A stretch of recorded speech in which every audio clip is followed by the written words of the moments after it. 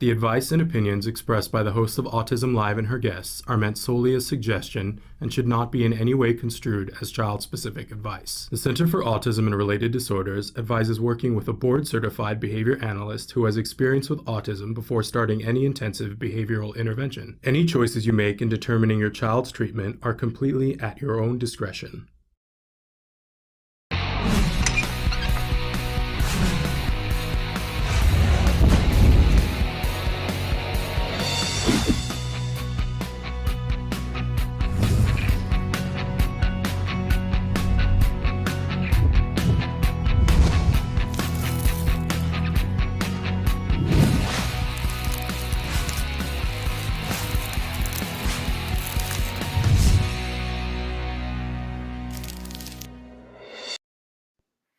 Good morning and welcome to Autism Live and to Ask Dr. Doreen. I'm Shannon Penrod and I'm here with the fabulous, the wonderful Dr. Doreen Granpeesheh. She's going to be with us live for the next hour talking about autism from a 360-degree perspective. She's going to be answering your questions starting right now. I want to let you all know that we are live on several platforms right now. We're live on YouTube, on Twitter, and on Facebook, as well as our homepage, which is autism-live.com. You can visit any of those places and leave your comment. On our homepage, autism-live.com, it's a chat box. It's not an interactive chat box, so I have to warn you about that. But you can write in at the bottom where it says chat. We love it when you guys write in, be as specific as possible with your question, especially letting us know the age and the level of the individual and the largest city that you're close to so that Dr. Granpeesheh can reference services that might be available to you in your corner of the world. We do like to mention that, Dr. Granpeesheh is the most fabulous expert on the planet, I believe. I always say the preeminent expert in the field of autism, but really, I think she's even more. I like it better too. And she's been working in this field for, I know, hold on to your tray tables, for more than 40 years, which that doesn't seem possible because she would have to be doing it in the womb. But it is possible. She has really good skincare, which we're gonna make her share with us what that is. I think most of it is genes. I've seen your mother. I started using that magical powder you mentioned to me, Shannon. Oh, there we go. We'll have to give away secrets at some point. But I want to know what the moisturizer is that you use, because you don't look old enough to have, Right. I think you probably get carded sometimes still, not more sadly. Well, when did that stop? Like last week? Let's be honest here. But in any case, she has been working in this field for 4 decades, y'all. And in that time, she's worked with so many different individuals, going from really young children, babies, up through senior citizens. There's so many things that I love about her, but the thing that I always point to directly, because I think it's what makes all of our hearts sing, is that she sees individuals as individuals. And that includes everyone in the family unit, the person who's on the spectrum and the people that are the people who love them in that family unit and is concerned for everyone's well-being, but sees them as individuals.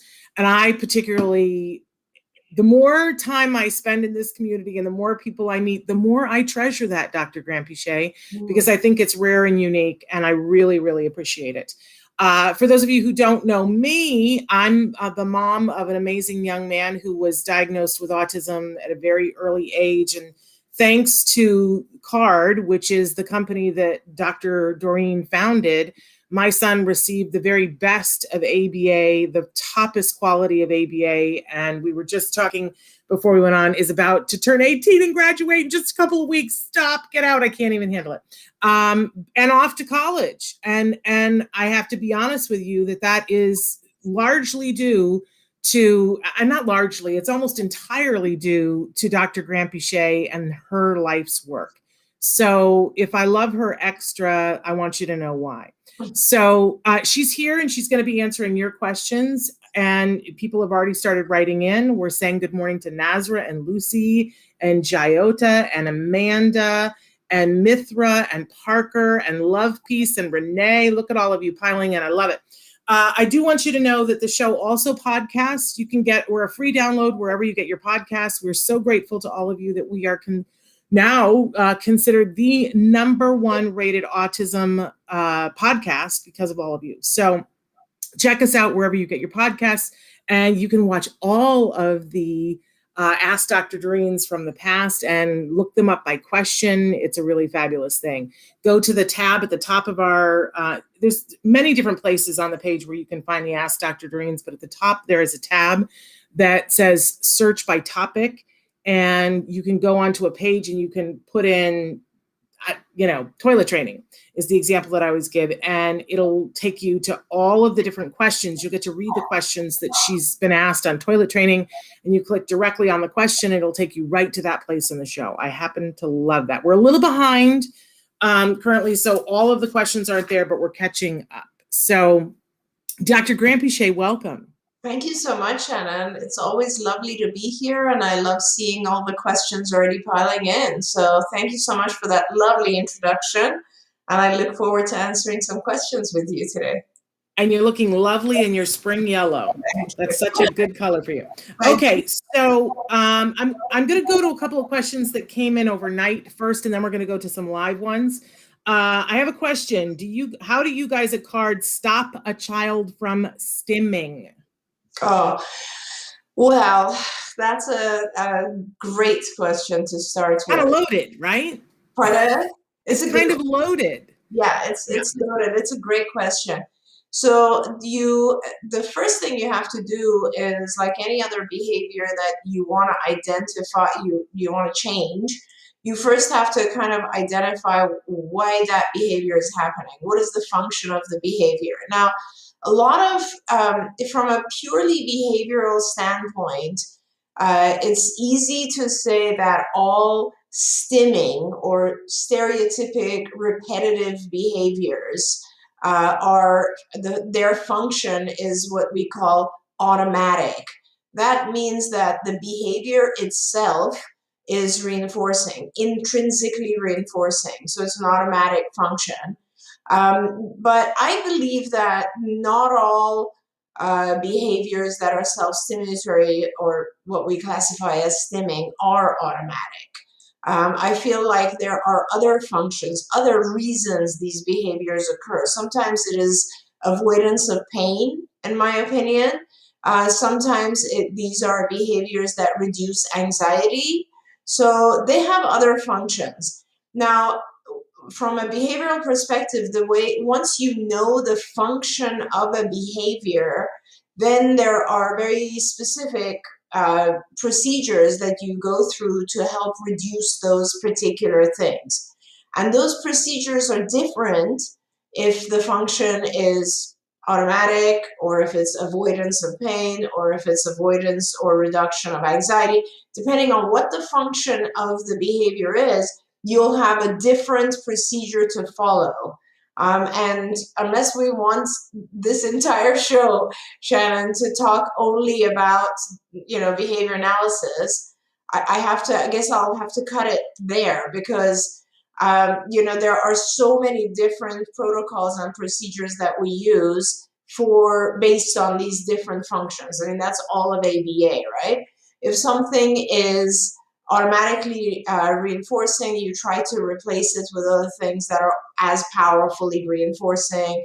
If something is intended to avoid, let's say, pain, then it's very important to treat the underlying pain.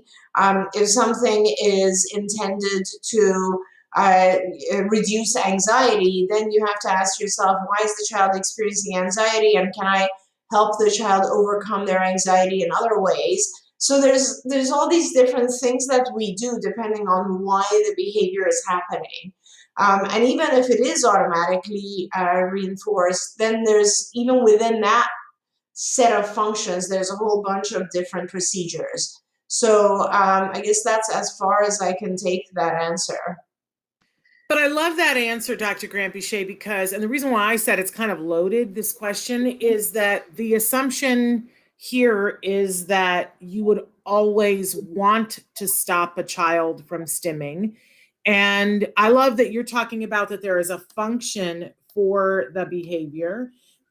Because this is one of those conversations where people sort of divide, because there are people who think that any stimming should be stopped, which that makes me crazy personally, because we all have stuff that we do that's self-stimulatory. And I think if we come from a point of view where we look at what the function is, that we're automatically assuming that it does have a function, which is important, because a lot of people think it serves no purpose but to annoy me, which is never the case. No. And that it is actually doing something for the individual, and that we wouldn't even start to intervene until we understood what that was and had an understanding of how to replace it. Exactly. Because we're not just ripping things away from people and going, don't rock because rocking makes me nervous. That's right. And it's that kind of thinking that we have to get away from, I feel. And I think it's important because we have so many people who misunderstand what ABA is, and they need to understand that that is critical to ABA, is that understanding that there is a function. That's and right. That we don't just take it away, we replace it. That's exactly right. And you defined it very well. I will say that even within the best ABA, even within high quality ABA, it is often the case that behavior analysts will just look at generally any kind of self-stimulatory behavior as having an automatic function. There is that belief that this is self-reinforcing in some way, right? And then, unfortunately, I think we don't take the next step, which I think the next step is super important, because it's important to identify, how does it self-reward? What is it doing that is rewarding intrinsically? And if you think about it, there are so many different things that we do that are in the action itself, that it produces some internal reward. You gave a great example. And these are things we learn over time. So let's talk about rocking, right? Like rocking, what function does body rocking or doing this have, right? And initially when you look at this, you think it has no function at all. It must have some sort of internal intrinsic reinforcement, and people will wonder what it is. I will never forget the day when I was taking a course in, I think it was like neurophysiology or some brain anatomy or something. And the professor who was teaching this was talking, not at all, it had nothing to do with autism, just talking about, how the brain affects the behaviors that we have. And so he was telling me that one of the ways that we can activate the parasympathetic portion of the autonomic nervous system, the parasympathetic portion is the portion that is calming. So the sympathetic portion of the autonomic nervous system is when we have, the fright or flight instincts, like something horrible happens and you immediately act on it. So after that, there's the parasympathetic activation, which is you calm down, right? Calming. He was telling us that one of the most common ways of activating the parasympathetic is rocking. Okay, and that is why we also have rocking chairs. And it's kind of interesting. And I will never forget that, because it immediately made me think that, we call these behaviors self-stimulatory, but in some ways they are self-calming. And this action is definitely a self-calming activity. So that is one, that's a great example of how there is an underlying reason for the behavior. We talk about all the self-stimulatory behaviors that our kids have that are visual in nature. And there is a function, as we know from a lot of presentations of Dr. Temple-Grandin, there is a huge stimulation factor that involves visual for our kids, right? So all of these things are super important to understand, because if we're going to, as you said, Shannon, if we're going to try to replace them, for whatever reason, maybe they're not socially appropriate, maybe they prevent the individual from interacting with society, whatever it is, we first need to make sure we understand what is actually causing it, and that we allow the individual to have some form of replacement that is satisfactory to the individual and not interacting or taking them away from society. Yeah, and this, for me, this is where we really get into autism acceptance. I've talked about this many times on the show, but I'm still hooked up about last summer on the show Big Brother. There was a wonderful young man who actually had won Big Brother before and came back on. And when he was on before, he did not disclose that he was on the spectrum. And this time he disclosed. And he told all of the people that were in the house with him that he was on the spectrum. They instantly looked at him in a different way, and he was a rocker. Ian would rock. They all had to get together when it was time to vote somebody off, and they would all be nervous and on camera. And there Ian would be, and he would rocking. And several of the housemates were not tolerant of it and said, "It makes me nervous. I wish she would stop that." Blah, blah, blah, blah, blah. But if you look at the video, they're all doing something. There's one girl who was compulsively petting her hair and checking the, and just like this. And she was one of the people who was complaining. And then there's another one whose foot is just going like this, and she's complaining that he's rocking. And I'm like, lady, stop your foot. Yeah. Tell me how that feels. If somebody says your foot thinging, or stop playing with your hair. For me, it's ignorance and intolerance. It's intolerance. Yeah, I agree. And it's stigma, right? It's stigmatizing. Yes. The language we use. This is what I always told parents when parents first come to see me for diagnosis. I always tell them this because I honestly believe that language has such a significant effect on how we process things. When you call when someone comes in and I diagnose them, that word ASD or autism spectrum disorder, it has so much meaning for the parent, and a lot of times this meaning is not the one that I want them to believe in. It's some meaning that they have coming in. For example, one meaning is autism, it's lifelong, and that is to me, those things are words. Like when you say someone has autism, immediately everyone is going to give that meaning and think, oh, this person is going to behave strangely around me, right? And therefore their rocking is something that's intolerable. Like it just keeps trickling. And to me, that's not the way to look at it at all. It's just the way to look at it is basically, are there symptoms that this individual is struggling with, or are there behaviors that accompany or that this individual is having a hard time just kind of interacting with others? Are there things that the individual wants to overcome? Just like all of us, we all have these things. Yes, it's important for us to be looking at, like you do. As I said at the start of the show, I love the way you look at people as individuals and not look at them as a clump that need to be limited by anything. I'm going to pivot now. I love Parker's question, as I often do. She says, he says, "Hi, Dr. Doreen. Things are opening up across the country and the world. A lot of people are having a hard time with the new rules, like no waiting inside at an Applebees for a table, for example. Any advice, not just for myself, but for everyone?" We're all struggling with this, Parker, so thank you for asking. Yeah, that's right, Parker. I appreciate that. I mean, and I think it's it is difficult. I think a lot of people they're just fed up. They've had it. It's been over a year. Everybody's very exhausted from this and very anxious to get out there. And we just all have to learn to be a little bit more patient and adjust to the new rules, and allow society to get to a point where it's safe. Because the worst thing, and we've seen this happen over and over in multiple other countries, and is that it can get worse again. It can get worse again if we don't adhere to these rules. And we're so blessed in the US right now. I mean, we have so many people internationally writing in, and Shannon, I don't know if today, but we often have folks coming online with us from India, for instance. And I read what's going on in India, and it just breaks my heart. There are parts of the world that are still struggling tremendously with COVID. And, I think that it is really, really important to be respectful and to not just of the rules that are out there, but of other people.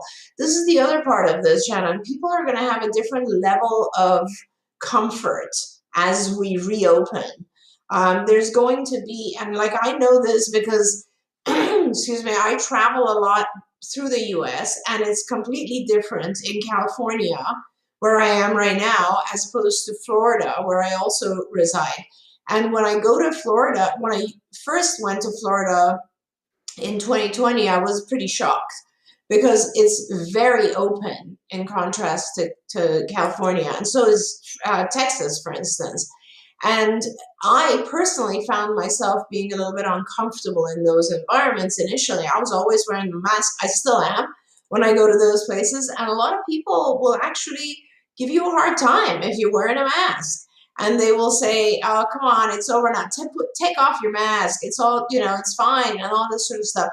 And you have to, everybody has to kind of just be respectful of each other's level of comfort, of the rules, of, we're all trying. It's like going to someone's house and making fun of them if they recycle, for instance. We're doing something that is good for humanity. So I think we all need to be more patient about it. Well, and I think just being accepting of, as you said, that everybody's got different levels of everything going on. Parker said that he, almost had an incident over the Applebees thing. And, I think we all have to be loving and kind to ourselves first, but to other people as well. And, that's one of the things that autism has taught me. I can remember standing in line at a grocery store with Jem, and he was in the basket of the grocery cart, and he was having a hard time. We're in the line, in the chute, right? And I was trying to keep him focused and keep him distracted because I didn't want other stuff to happen. And there was a little boy in front of us who kept, my son had a scarf on, and he kept grabbing Jem's scarf and pulling on it. And I was saying to him, thank you, we don't touch other people. And, and thank you, and trying to be very nice, and sort of looking at his mom like, do something here. Yeah. And, and I was very about, come on, lady, my kid. And of course, my head went into, my kid has autism, police your child, get your child under control. I've got enough to deal with here. She was doing nothing. And I kept looking, giving her the stink eye. You know what I'm saying? And then eventually I took the scarf off and put it in my bag because the child wouldn't, and I was afraid he was going to choke him. And the mother said, you could be a little nicer. He has autism. Oh my gosh. And I said, this child also has autism. Nice to meet you. And stuck my hand out another, in another realm, we don't do that now. But I said, nice to meet you. And then there was this moment where she realized that I was judging her and that she was judging me. We both were looking and going, oh, you have other circumstances going on. You can't appreciate where I'm coming from. And in that moment, we both realized, everybody has their stuff. Wow. And I always think about that. So if you're having a hard time at Applebee's, it's possible, Parker, that everybody in line is having a different hard time that's different than yours. And while that may not help you to know that in the long term, I think starting by being kind to ourselves, Dr. Granpeesheh, that's what I have to do when I'm going up against these new rules. I want to yell, I want to scream, and I want to go, hey, you're not paying attention to the rule, and I am. And then I have to remind myself, what do I want to do for myself right now? Well, and take care of me first. Yeah, I'm with you. And what an amazing example you gave, Shannon. I didn't know that story. I love that. That's such a good example. But yeah, absolutely. Everybody's going through their own difficult times. Some people have a great deal of depression right now. Others are just extremely anxious, and a lot of people just don't even want to leave home because we've been told to be so cautious. So everybody is like, it's just weird.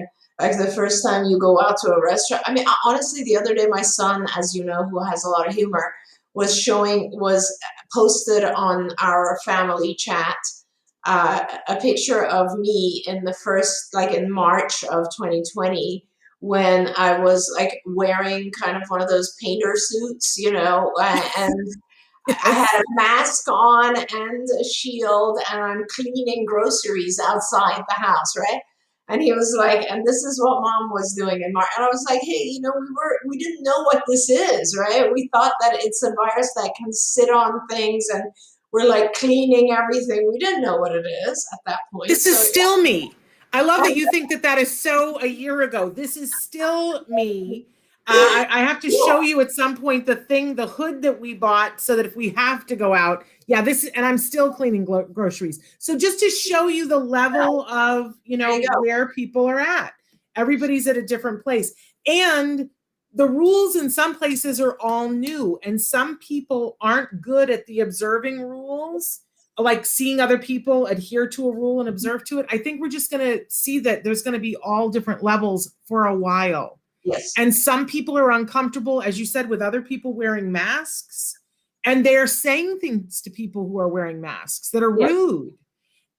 It's a little bit the Wild West right now. So Parker, I just want to encourage you to be loving to yourself, because it's hard right now.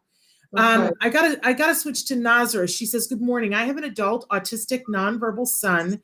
My question is, do you think that adult young people have a chance to overcome? And she is from St. Paul. I love the word. I really love the word overcome. Mm-hmm. And the reason I love that is because it really is about overcoming your obstacles, or overcoming the things that hinder you, I guess, or that you find to be a hindrance. And the answer is yes. There are a lot of adults who have learned just like we learn. And this is kind of one of the important, interesting things, of course, to me. When I was developing a lot of our ABA programs at CARD, I would, when I had the opportunity to work with our kids directly, I would notice that the way they're learning is exactly the same way I learned other languages. So, English is not my first language. English is my second language. And I speak 3 other languages other than English. And the level of fluency that I have with those is exactly like our kids. It's exactly the same thing. Like, I will, in certain languages, I have to really think to find words. And I know our kids go through that. In certain languages, I still don't have things classified in a way that I can retrieve them rapidly. So I'm not yet fluent. It's just all of it is exactly the same way that our kids go through this. And so I know that I overcome these obstacles. The more I practice, the more it is broken down for me, the more it is given to me in chunks that are the way that I like to learn. And with whether it's a child, adolescent, or adult, whatever on the spectrum, everyone has strengths as well as areas that need help and support. So a lot of times I will tell you that adults or teens or children that I have on the spectrum have a difficult time with auditory input, but they have a tremendously strong visual input and visual memory. In fact, in a lot of cases, their memory is even stronger than all of ours. The way they see things, their pattern recognition is much stronger than ours. There are a lot of things that are a lot stronger. And so I think a lot of our adults kind of compensate, right? Just like we all do. They figure out how to use their strengths, and they sort of avoid the areas that they're not so strong in, right? And with good, high quality ABA and other interventions, social types of interventions, they become more and more comfortable with practice. And as they do, they can overcome a lot of those things that would prevent them from leading happy, healthy lives. So yes, the answer is I do believe that whether you start intervention as a child, adolescent, adult, at whatever phase, there's always going to be progress, and you will overcome obstacles. Now, sometimes I want to be honest and say sometimes I see children and adults who are so severely affected and have maybe medical illnesses and immune dysfunction and seizures and sleep disorders and anxiety and so many other things going on at the same time, that and apraxia and so on. And they've not learned for a very long time how to communicate, that they have all these aggressive behaviors and frustration and so on. And it's a mishmash of all these things that have happened. And it takes a little while to sort all that out and get the individual to a place of peace, before they can start to learn and overcome their own obstacles. But that being said, I don't know anyone who doesn't learn. So yes, it is very, very absolutely possible for an adult to have a very healthy, happy life. There we go. I want to say thank you to Mirtha, Renee, and Elvira, who are asking about Spanish subtitles. We do not yet have a way to do it real time, although I will ask Traven to look into it on Restream. I know on some of the other SteamYard, they have a setting for that, so we'll look into that.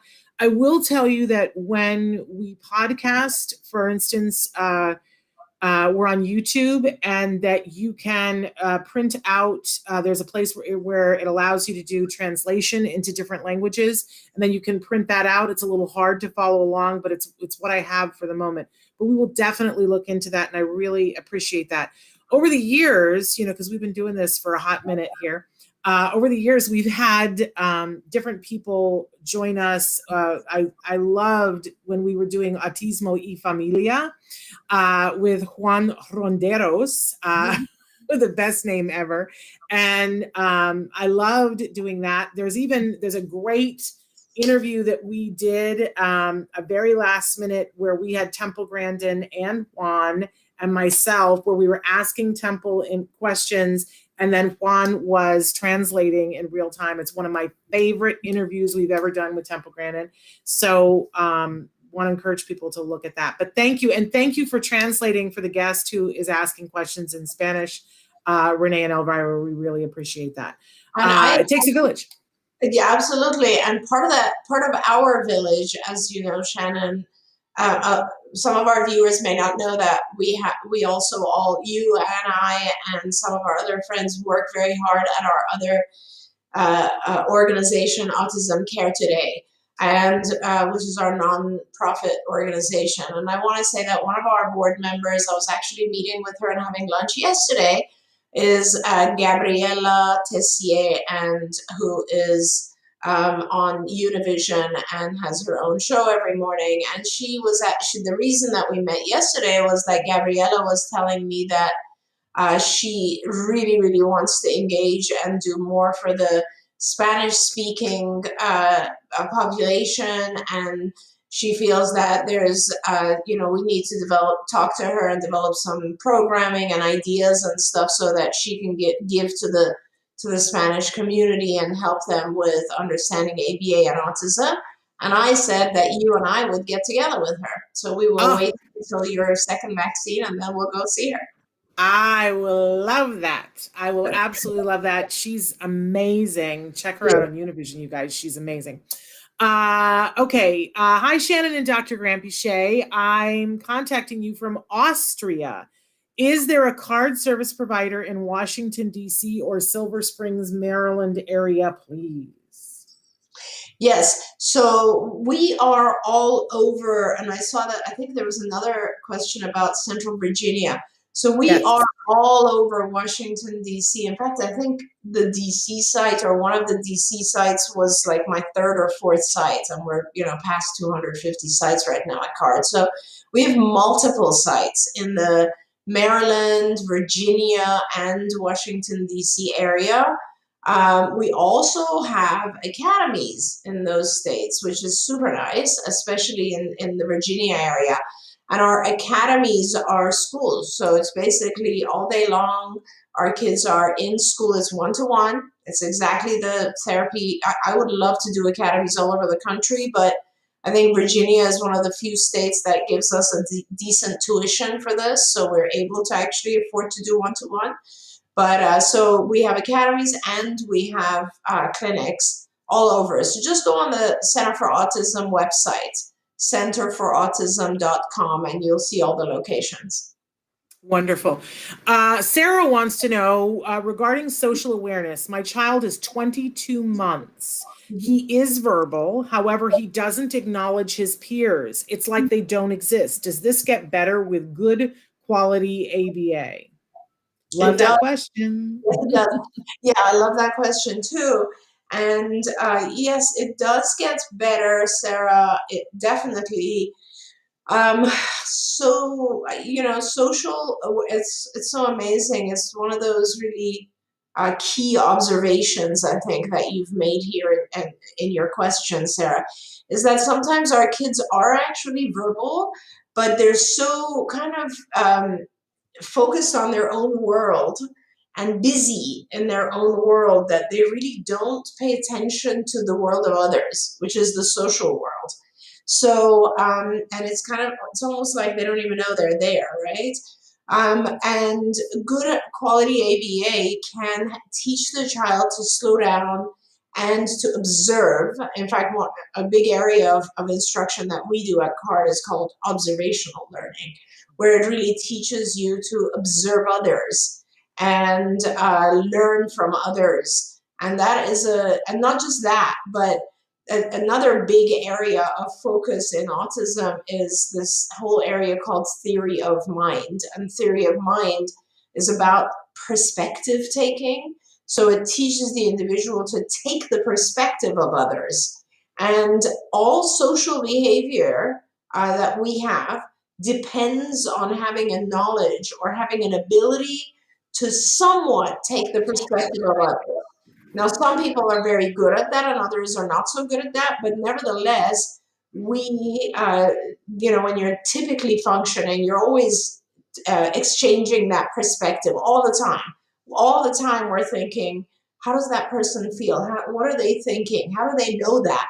All these types of things. And as you teach those individual skills of perspective taking, and you teach the child to kind of pay attention to the social environment, learn from the social environment, and follow social rules. That's the other portion of it. If you do all of those things, which you do in a really good ABA program, then yeah, absolutely. The child learns that, oh, there's a lot of reinforcers that I can come into contact with if I interact socially. And then they begin to do that. One of the questions that we had, the one from Central Virginia, wanted to know, how do we recognize the best quality ABA? What do we look for? What questions should we be asking to see if somebody is doing quality ABA?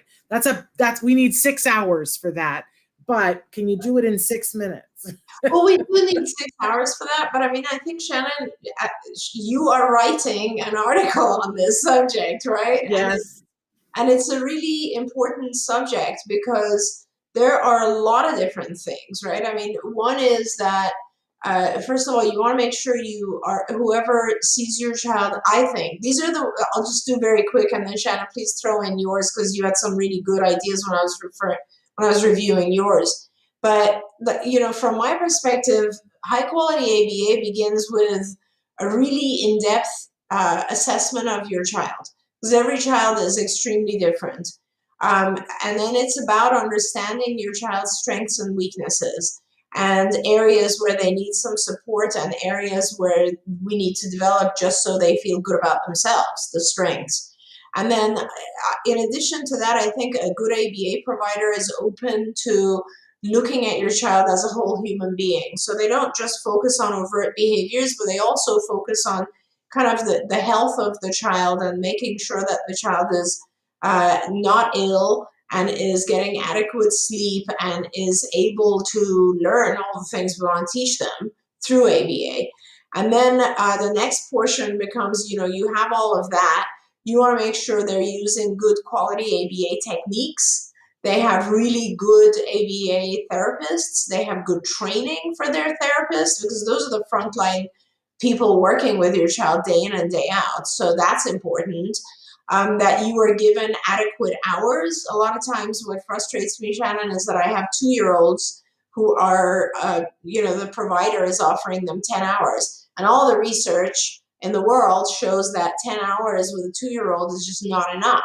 So You want to make sure that you're getting a lot of intensive hours when you have a very young child, because that's the period of time that the brain has the highest level of flexibility and can soak in all this information. And it's also the time that the child isn't obligated to do academics yet. So we have a lot of time to teach the child everything we need to. So all of those things. And then another part of really good ABA is making sure they listen to you and partner with you and pay attention to the things that are important to you. Another good part of it is that they continuously assess how the child is doing, and they change things in order for the child to continue succeeding. That's very important, because if you're just stuck in a way and the child is not doing well and you don't think like, maybe I should be giving visual instructions, changing your program, if you're not doing that, then the child can't succeed. This is still a field where we're constantly trying to figure out how to best communicate with our kids. So, being an open provider, someone who's flexible and open to learning and improving is very vital. All of that is amazing. And I think one of the things that I always tell people, that where I sort of see where it separates, the forest from the trees, is if you're talking to an ABA provider and, you say to them, so, they're going to say, well, we want to fully assess your child. It's a big, long investment, and then we'll tell you what we want to do. But I think if you start by saying, can you tell me, for instance, if you have a child that's under the age of 4, can you tell me, are there other children at your center that are receiving a full 40-hour program? That's a great one. To see, do they believe in that? Or are they about giving everybody the watered down, I don't want to say the words I'm thinking, right? Is there another child that is in the same age that's got a full 40-hour program? Okay. And if there is, okay, great. And what they might say to you, I would think that the right response from a good ABA provider is, yes, we do, but it's only when the parents make the child fully available. That's a good answer to me. But then the next thing is that if you say to them, pick something that you know that you want your child to work on, whether it's toilet training or something else, and saying, okay, for instance, one of the things we're looking for is to have our child be toilet trained. How will you plan for generalization from minute 1 with that? Ask that question, because if they go, well, I would have to get back to you on that. That's not your provider. Mm-hmm. I just see, Dr. Granpeesheh, that's one of those things as a parent that I totally didn't understand for a long time. But once I understood it, it was like I always say, like the arrow on the FedEx truck, you can't unsee it. Mm-hmm. And I think it's one of the most important things is that you get somebody who understands that piece of generalization, that they plan before the first lesson. And something like toilet training, that doesn't, of course they can say to you, well, it will be specific to the child and specific to the family. Yes, but you could answer, how do we generalize toilet training without knowing the child, right? That's right. And it's such a very important point you made, Shannon. And it goes both ways, I want to say. So it's kind of like, make sure that the things that the child learns are generalized. That's part one. And the reverse of it too is that make sure that there's a certain type of kind of discrete trial type instruction prior to generalization. Because a lot of times what happens is like providers will want to teach something and they're just trying to teach it the normal way in like a natural environment, and it doesn't work. You need to do all that rote practice too, so that the child can figure things out and then generalize. You're absolutely right. And thank you for saying that, because there is this new trend among, I guess because all these schools are churning out all of these BCBAs all over the place, but there's this new trend, and I love me some BCBAs. Let's not be mistaken here. They're some of my favorite people on the face of the planet, and they're the ones who, were architects of me getting my child back. So I love them. But there's this new school of BCBAs where they're squeamish about the DTT, and they're all about natural environment training because they think that parents will dislike them if they want to do DTT. Right. And I, as a parent of a child who's doing really well, am on a crusade to get parents to understand what DTT is, what it looks like, and why we don't, because when my son was getting therapy, there were ABA providers who just did DTT. We were on the other side of the fence, and getting people to do DTT and then bring it into the natural environment was like pulling teeth if you weren't with CARD. Just pulling teeth. Now it's swung completely the other way, and people are like, we all want to get together and sing Kumbaya, and the kids will be able to learn that way. Well, guess what? If we could have done that and it would have worked, we would have done that to begin with, and our kids would have learned a Jamboree, and you wouldn't need ABA. But I go back to my metaphor of and my analogy of the learning ballroom dancing. If you're going to learn to do ballroom dancing, you're going to go in and they're going to have the little feet on the floor with numbers. Yeah. And you're going to learn it that way first. Right. That's right. So that then when you put the music on, you know what you're doing. And that's what DTT is in ABA. It's that first little step. You can't get stuck there, but it is what helps our kids rocket in the natural environment. And if you're getting a program without DTT, or you have a BCBA who's like, well, I don't really like DTT, then they don't really like for kids to do better. I got snotty there. I didn't mean to. But I get upset about it. It's like, why would you leave out the first step? Yeah. And it's not, I mean, and again, it's, I don't want to be critical of providers out there, but the trends change, as you said, and you always want to make sure that your child is receiving the type of DTT that is the most efficient and effective at that stage of their development. Yeah, it's a fine art. It's a fine art. But if you feel like once you've had these conversations, and if you feel like it's a provider who's going to work with you, sees your child as an individual, has a plan, and you start with them, you know, there are going to be times when your child is going to fuss, and you have to be willing to deal with that. But very quickly, your child should be having fun, and your child should be seeing improvement. And all kids will, well, I don't know about all kids, but I've seen a lot of kids, and my kid included, where he'd make a lot of progress and then he would sort of plateau.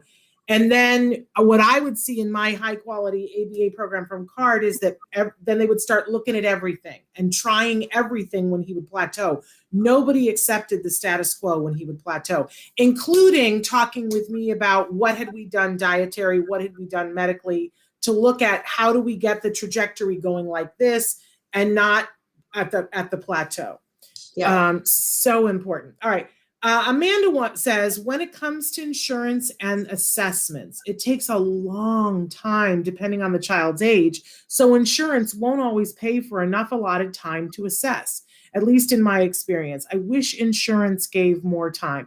Now, Dr. Granpeesheh, you assess. Do you feel that there's some truth to that when you do it, or what do you think? I think Amanda is right. There is some truth to that. I have so many years behind me and so many credentials that I have a little bit more success in bullying the insurance companies when it comes to the kids I want to assess. But I think she's right.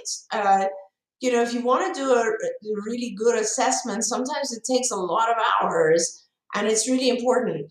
How we deal with it, I guess, at CARD, and I think this is for all these CVAs out there who are trying to assess, is that we divide it into different buckets. So first of all, there's a series of assessments that I think are vital in the very beginning.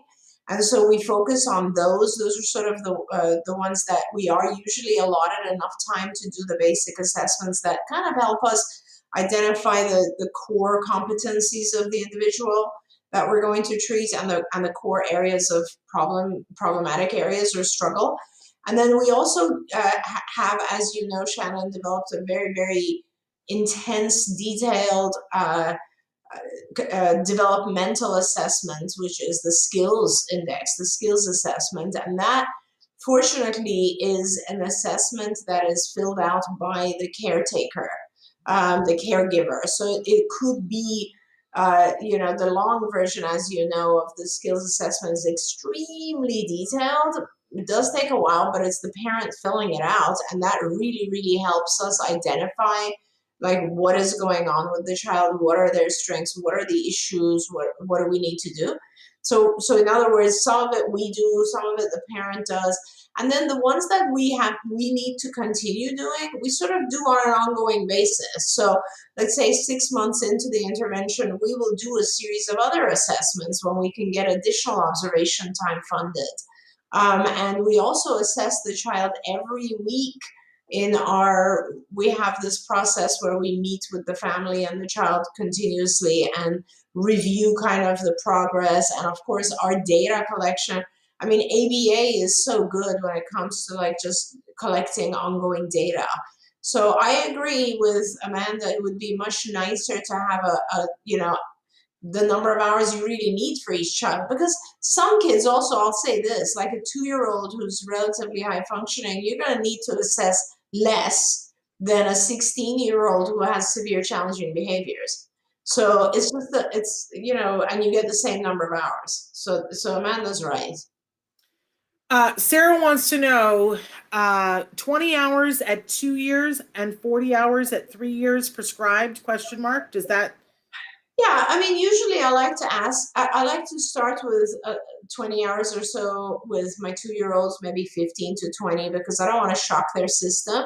And I will gradually increase it. If you're going with that prescription, then by the time the child's like 2.5, you're going to already be building up to about 30 hours. By the time they're 3, you're looking at about 40 hours. And a lot of our viewers are going to kind of freak out at that and think, yep, oh my God, how am I going to do 40 hours with a 3-year-old?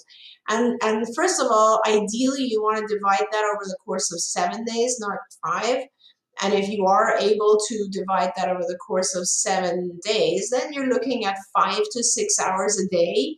And if you think about the number of hours that the child is awake, let's say from just, 8 a.m. to 8 p.m., and that's 12 hours, and let's take 2 hours off of that for nap time and various other things. And then you have 10 hours a day of which you want to schedule 5 to 6 hours in 1 or 2 hour blocks. Now with our 2-year-olds, a lot of the time I will start out with 1 hour blocks because I don't want them to get tired. Now, all that being said, please remember, all of our viewers, that it is not like intensive tutoring that is extremely difficult for the child. The ABA is extremely rewarding. It's like fun, one-to-one. Every accomplishment is celebrated with all kinds of reinforcers. And so it is, while it's difficult to do 5 to 6 hours per day, 7 days a week, it becomes extremely enjoyable for the child after the first few months. First few months are difficult, I will say, because most of our children are not used to having had any kind of demand placed on them. And now we're asking them simple things like, come here and sit down and let's work on some subjects together. And the child might not want to do that initially. But a good therapist will reward the child, make it very fun, go at a pace that is challenging but not aversive. And then the whole program becomes so much fun. I like to tell parents that a lot of times I hear stories from parents where their child is sitting, looking out the window, waiting for their therapist to get there because they love it so much. Yeah, absolutely. I remember the first time somebody, and I remember who it was, who said to me, they're going to recommend 40 hours a week for your kiddo. And I was like, you're out of your mind. 40 hours? That's a full-time job. He's a child. He has Caillou to watch. Like, he's got stuff to do. And they were like, yep, it seems crazy, but, that's what you need to do. You asked us how our kid got better. That's what you need to do. And I went, okay, let me, figure this out. And I saw, my child, the doorbell would ring and he would do that run when they run across the carpet where he would jump up in the air and his little legs would be moving in the air, but he wasn't touching the ground. And he loved some of his therapists. He would go, Pidu, Pidu, Pidu, Pidu at the door because he was so excited to see Peter. And that's when you're doing it right, man, when they are so excited and they will miss their therapist. Then there's the flip, because then those therapists leave and they go off of your team. And parents want to hoard those therapists, but we have to let them come and we have to let them go. and let new therapists come and then let them go, because that's how we get to that generalization piece. But I'm telling you, it was hard. I don't want to candy coat it. It was really, really hard. Best thing that I will ever be a part of in my life was my child doing a 40-hour program. Best thing ever. And if you have a child that you want to connect with and that you want to give them their best chance, I'm telling you, I'm begging you, do this favor for yourself so that your stomach, I've said forever that my picture in my head was that someday he was going to stand in a cap and gown. And that when he did, I wanted to be able to say to him, we did everything that we could. And I'm about 6 weeks away, you guys. I'm telling you, go do this for yourself and for them. They deserve it. You deserve it. All right, I gotta stop being emotional.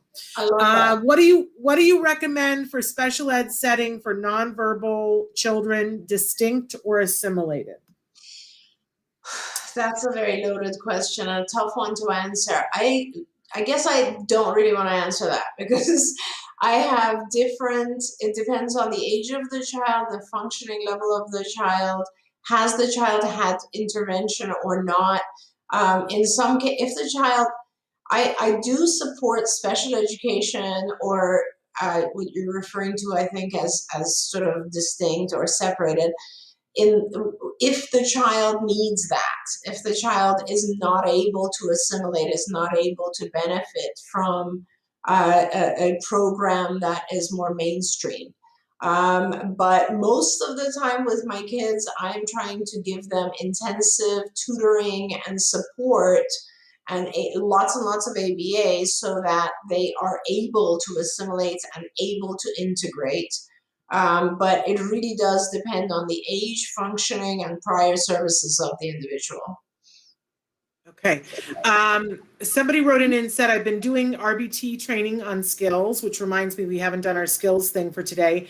And they said they love Jack Riley. Can we know how he's doing? Just curious. For those of you who don't know, we did a series called The A Word with a little boy named Jack Riley, where we followed him for a couple of years as he did ABA, and it was such a great series. Jack Riley is now a teenager, and his parents asked if we could stop showing the videos for a period of time while he finds his way in the world, and that eventually they will ask him how he feels about it. And then we may or may not bring the videos back. Can I just say that to her credit, Dr. Granpeesheh didn't blink an eye, said, of course, that's what's best for him.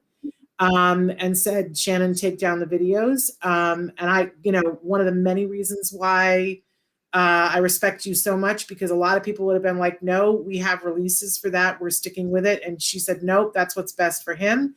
So they're maintaining their anonymity, but I hope someday soon Jack Riley will be out in the public eye again, if it is good for him and if it is his choice.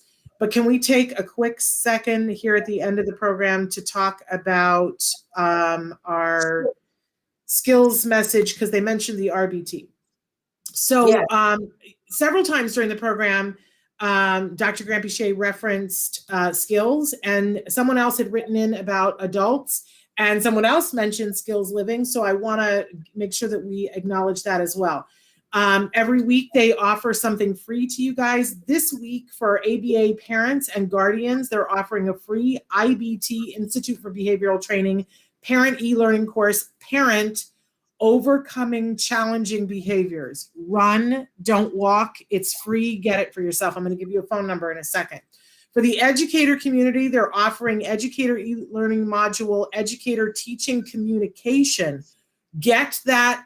We're a week away from Teacher Appreciation Week. Get that for your teacher. It's free right now. And then they are continuing to offer that RBT 2.0 training course free for parents on a case-by-case basis, which I think that parent is doing. That's normally a $440 course. It's the beginning e-learning of what therapists learn before they begin to do ABA. It's so good for parents, you guys. And they're offering 10% off of all of the skills products.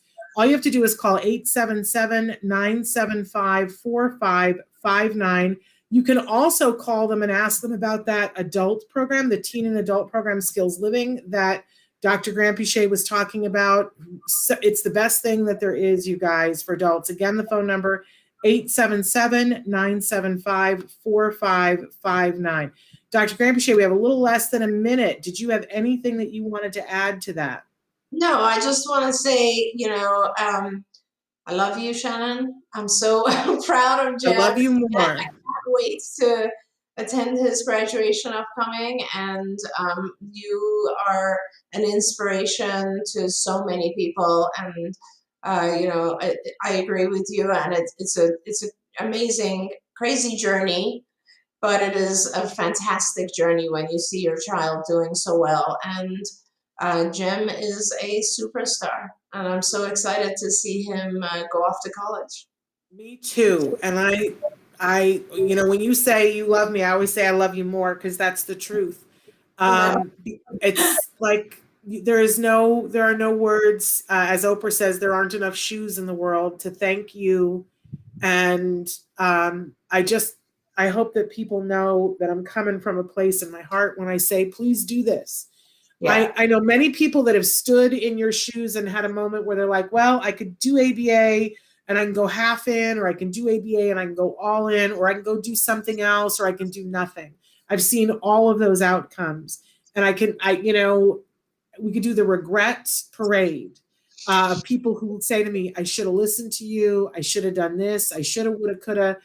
Don't just whatever age you are at, or your child is at right now, help yourself now, today. Today's the day. And you won't regret it. I don't know anybody that says I went all in with ABA that goes, gosh, wish I hadn't done that. Haven't met a single person, which is very telling, right? All right. Much love to you, Dr. Granpeesheh. Thank you for continuing to be there and be such an advocate for our families and for individuals on the spectrum. It means so much to us. We are back tomorrow. I have no idea who's on the show because I'm all verklempt, but something great, I am sure. Until then, give your kiddos a hug from me and one for you too. Bye-bye for now. Bye. Thank you, Dr. Granpeesheh. Bye-bye.